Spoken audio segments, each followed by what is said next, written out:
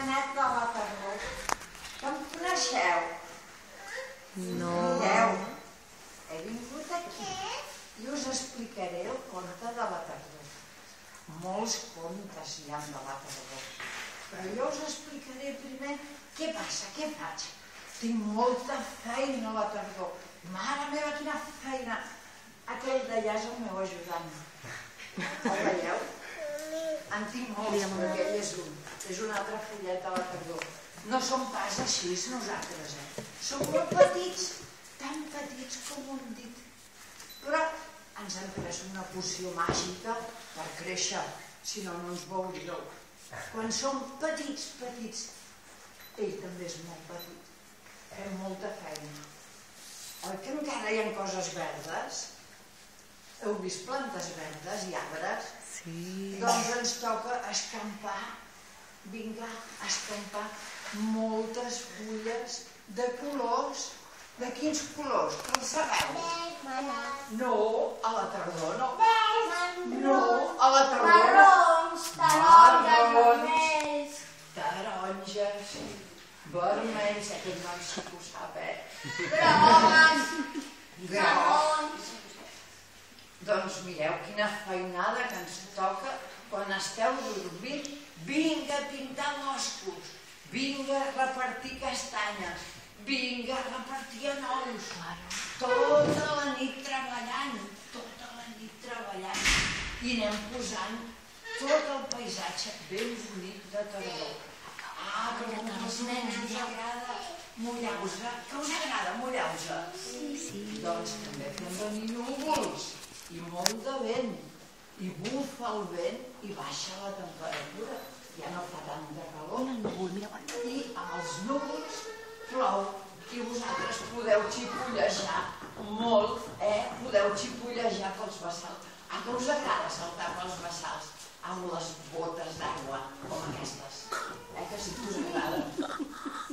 Molt bé, doncs mireu, a més d'això, els follets de la tardor també fem altres coses, Treballem molt i intentem ajudar a qui ho necessita.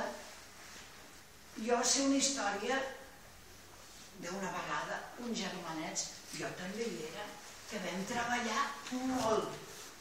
Vam treballar molt a Cal Sabater. Sabeu qui és el sabater? No, és un senyor que fa sabates. Les sabates es compren a la sabateria, oi que sí? Però abans no s'ha fet un sabater, no es fan soles.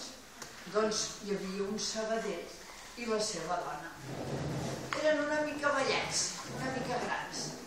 I se'ls havien acabat els quartos, no tenien gaires euros, no en tenien. I no podien comprar gaire material per fer les sabates.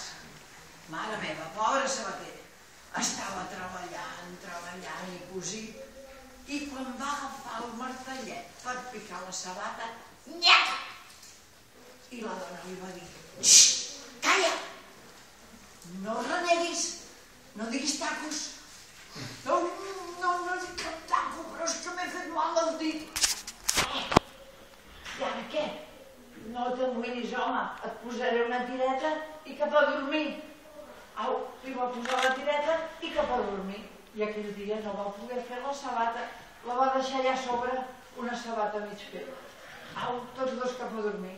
Només tenien el material per fer una sabata i a sobre no la podien acabar. I l'endemà venia un senyor a comprar la sabata. Ai, mare meva, quin problema.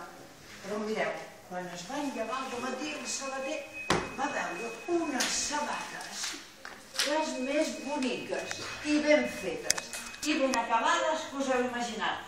I no eren de marques Nike ni de marques d'aquestes, no. Eren sabates de bo. Doncs quan els va veure li va dir a la dona, carai, dona, jo no sabia que tu sabies cosir sabates també. I ella va dir, i què?